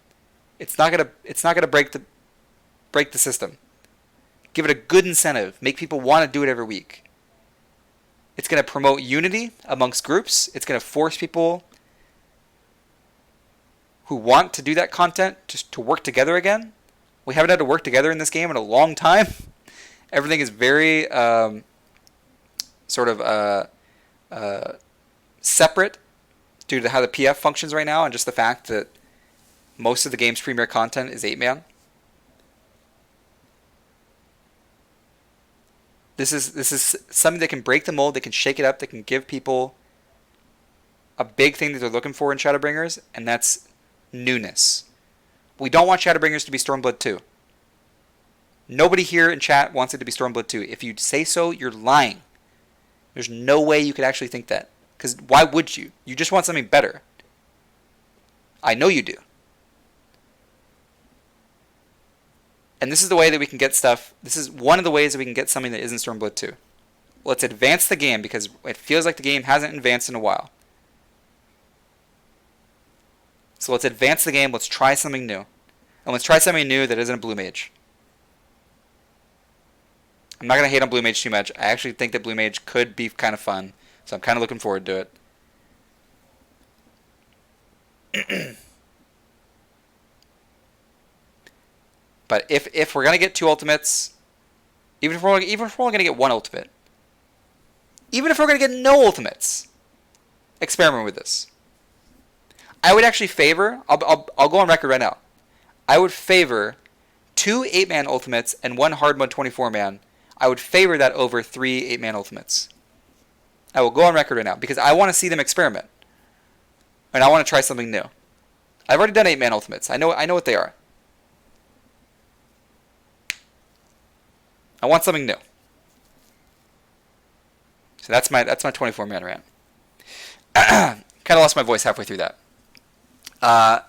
If you watched last episode of Crit the Bootshine, we dove into the importance of good light party content, so I'm not going to harp on that too much. I will put a quick 10-second tidbit in here of I do think the game needs better light party content. I think light party content is integral to day-to-day content being enjoyable, and I think it's a necessity for a healthy player base in an MMO. And I think it's lacking right now in Final Fantasy XIV. If you want to know more about why I think it's lacking, I have an entire episode that's over an hour long about it. Go check it out. But yeah, so that's a lot of what I touched on today is basically everything that I'm hoping that Shadowbringers is. I'm expecting a lot of it to not be. However, that's kind of why we do these things, is so we can start discussions, we can start thinking about like what are the things that we would live and die without, and what are the flaws of the current system, what are the goods of the current system, what do we need to see improved, what do we not need to see improved. Having a dialogue about it is the only way that we can start to address some of the issues, and that's the purpose of shows like today's.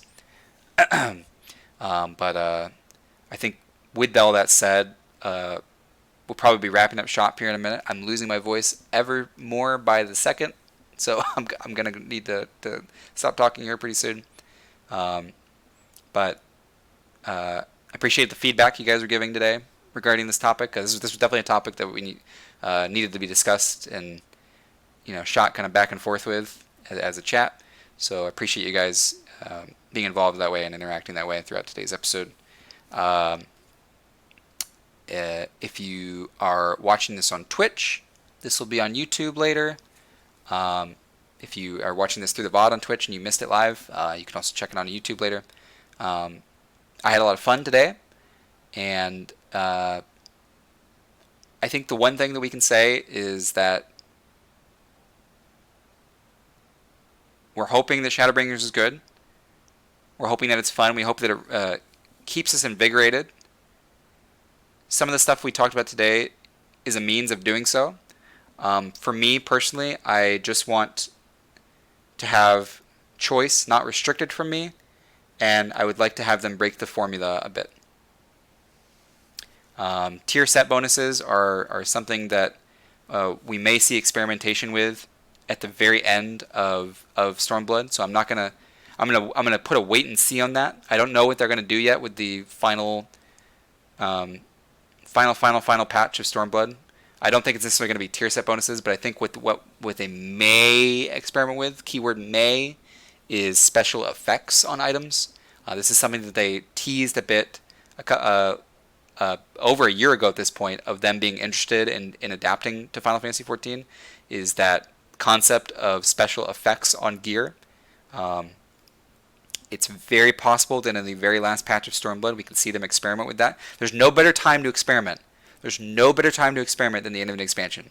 Because if they screw it up, wipe the slate clean. It's a fresh start.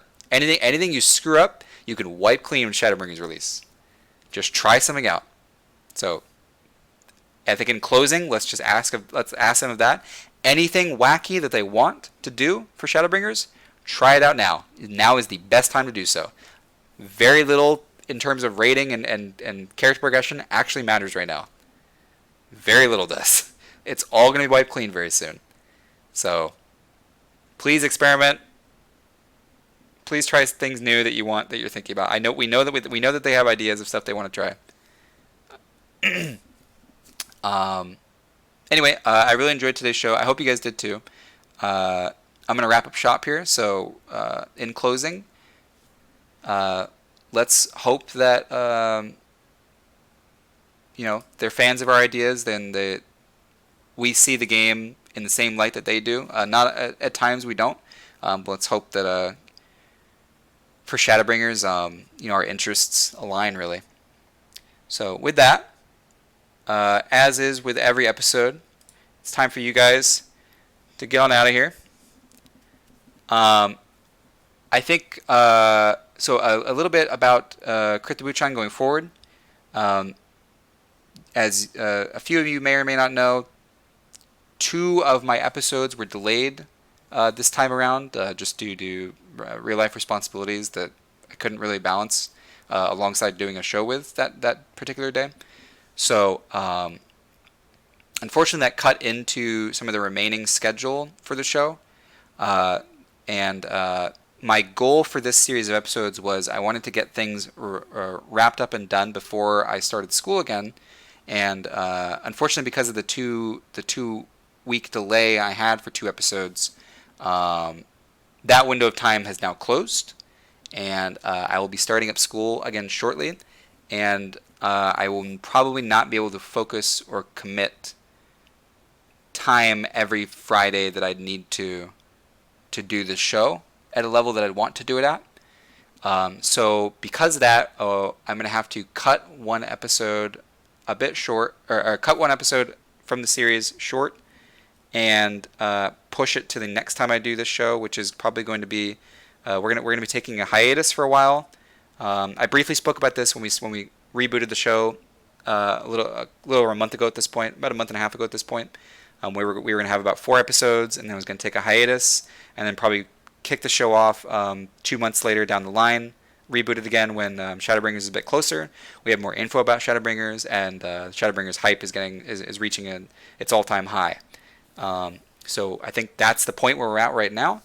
So it's bittersweet right now. We're going to be going on hiatus for a little bit, and again, it's just because I'm starting school and I want to focus on school for a while. And the episode that I did have planned, I think can function post-hiatus just as well as it could pre-hiatus. So you won't be missing too much of that, other than then you'll be getting it a bit later. But yeah, I had a lot of fun sort of rebooting the show for the 3 or 4 episodes that we did. And I'll definitely be revisiting it as Shadowbringers gets a bit closer.